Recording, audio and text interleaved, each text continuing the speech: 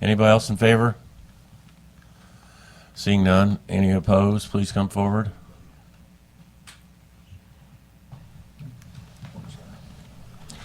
Mr. Chairman, members of the committee, Senator Bean, first I want to say I kind of appreciate SB 122. I hope that goes somewhere that you filed, but I have to be a little bit opposed to this one. I appreciate everybody's thought of wanting to protect our water because it is absolutely, oh, I apologize. My name is Ike Skelton. I'm the presiding commissioner of Camden County, and I'm also on the I'm a member of the Missouri Association of Counties and on the steering committee for agriculture and environment. And this bill and this issue was voted in regular session of the Missouri Association of Counties to oppose. We do appreciate the fact that we want to protect our waters, but there is no method for exportation right now. And I believe that by putting this in place, I mean, we already heard from some folks that they're ready to sell water tomorrow if they had the authority to do it.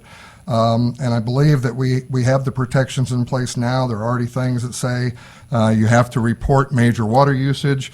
There is no mechanism to move it out of the state now. I know we mentioned, I really like the bill, and I think you could have stopped right where it says withdraw water from any water source for export outside the state of Missouri is prohibited. So I think that would be, we could stop right there. And I understand you brought up the Interstate Commerce Clause. Interstate Commerce Clause was really, as I understand it, was to regulate commerce across the country and among the states. And I really kind of believe that if we were to put this in place and start picking and choosing who could and could not export water outside the state of Missouri, that you're actually kind of putting something in place that might be an interstate commerce challenge because you are picking and choosing winners and losers.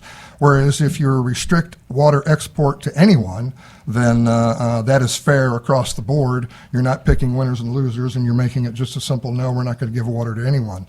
There's also a corridor that is proposed across the country that would help move water from one state to another. As a member of the National Association of Counties, I also understand that several states have problems with water, especially in the desert and California, and they want more water that they can get a hold of. And you're right, they probably will try to come get ours someday. And I just believe that if we had that protection that no, you can't have it at all, I think that would be best. I also believe that this bill puts in an entire layer of bureaucracy that isn't necessary. Again, there are protections, and I also think that the biggest protection we have is that individual water rights, riparian water rights, that if your wells do start to go dry, you can absolutely file action in court to protect your water rights. However, if you have this layer in place, now not only is a property owner and a water owner having to fight the individual that is using too much water and making their well go dry, they're also that we have to determine whether or not we're going to allow the export of water from a particular area. I'm sure there's something else I could bring up, but I think I've touched the points I'd like, and for the interest of time, I will be quiet. Thank you for your testimony. Any questions? Senator McCreary, go ahead. Good morning. Good morning. So one of my favorite spots to visit in the region where I live is where the Missouri River and the Mississippi River connect. It's quite amazing to see the power of those rivers coming together there.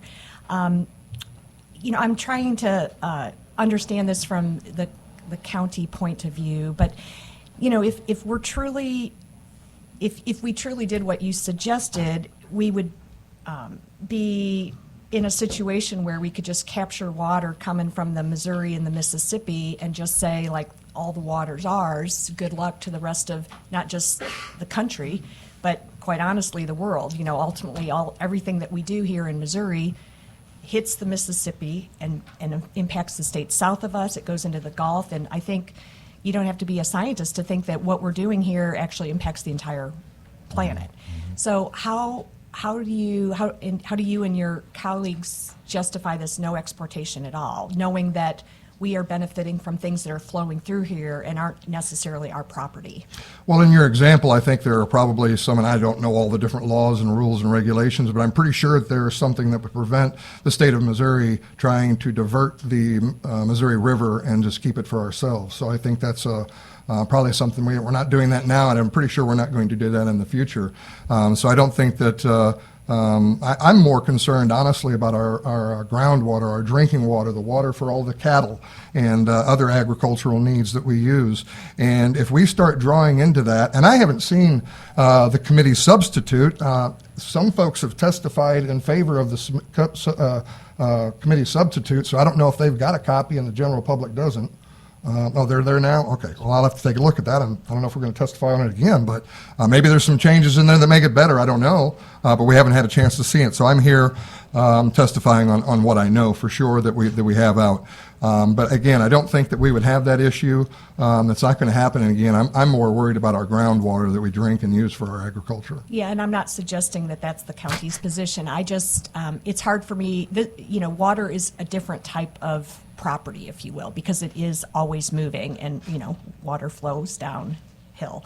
So I'm just trying to understand. I think what we're trying to do is kind of strike the right balance on Right. this. Well, the aquifers, I mean, I don't know how much they move and flow around. Obviously they do, but our aquifer in Missouri is one of the best in the country. And I think we need to do everything we can to protect it and keep it right here in Missouri. I mean, I love my country. I served 8 years for my country in the United States Army, so I get the idea of the United States. I surely do. But we are separate states, and we need to protect Missouri. Okay. And that's my biggest concern. Very good. Thank you. Thank you. Can I step forward and get a copy of that real quick? I apologize if there are any more questions. Senator Gregory. I'll just point out in subsection 10, it does say nothing in the section shall preclude a person from bringing any constitutional, statutory, or common law claim to vindicate or otherwise defend the person's water rights. A permit issued under this section shall not serve as a defense to any claim brought against a water permit holder for infringement of water rights. And so that's the riparian side of things. Just wanted to point out. Right, I knew that was in there, and that's why I brought up the fact that right now, a person could file a suit to protect their water rights as it is. But if this is put in place, now the litigant, the property owner, has to deal with the Department of Natural Resources and the individual taking your water. So you have an entire state agency that you would have to fight against because they gave the permit, and as we know, the state agency's pockets are pretty deep. So, As of right now, we have no idea of where it's going or anything. So, I feel like this section is good enough because it tells me that there is a pathway. It gives me the pathway. It gives me an option.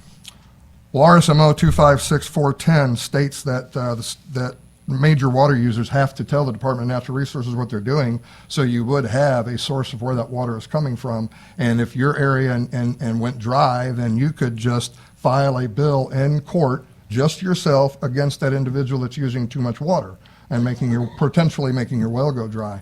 Again, whereas in this condition, if you have this in place, you now have a layer of bureaucracy that the property owner has to fight.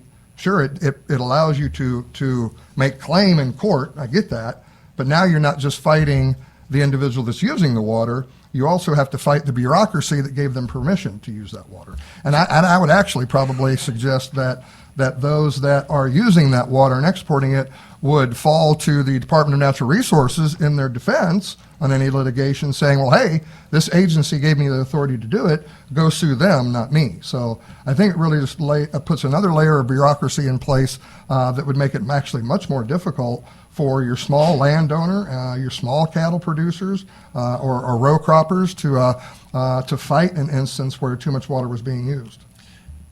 But so it sounds like what you're saying is you would rather leave it to where there's no permitting process anywhere. If we start a permitting process, that has to come from some sort of state agency.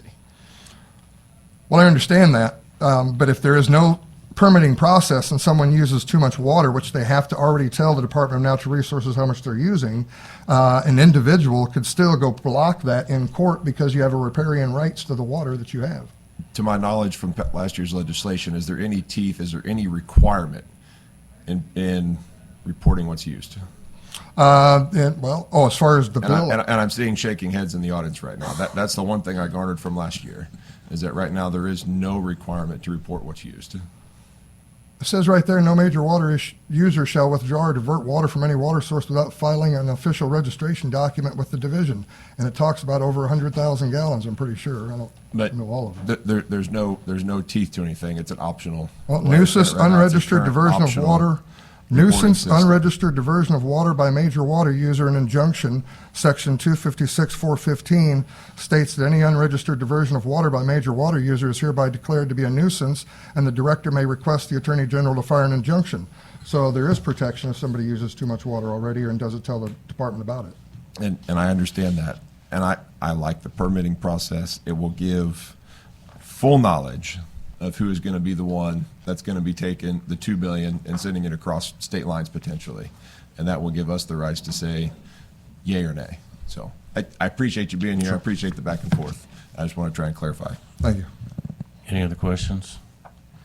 I have a question. You said the Association of Counties voted to disapprove. Address this issue, yes. So, address the issue, or I thought you said they voted against this issue? Well, we voted to oppose this issue, yes, in open session. I Okay, introduced and it during was- the steering committee, and that packet was put before the full membership, and it was voted on. Okay, so was their reason the same as yours, or did they have other reasons to oppose this legislation? I presented it to the steering committee, and they tended to agree with me, and it went forward. Now, I don't see any of them here, so I don't know if they have any other No, objections. I know, but you all have a lobbyist, don't you? You have Association of Counties have a lobby. Yes. Okay. Was he aware that you were opposed to this bill? Should He or have been. she? Again, it was an open session. As a matter of fact, we had a meeting just last Thursday, and the list of items on that was not SB 29. When I brought it up, they said, "Oh, well, we'll add that." I don't know why they're not paying attention to it as much as again, the members voted Okay. in open session to All right. Thank you. oppose this. Any other questions? All right, seeing none, thank you for your testimony.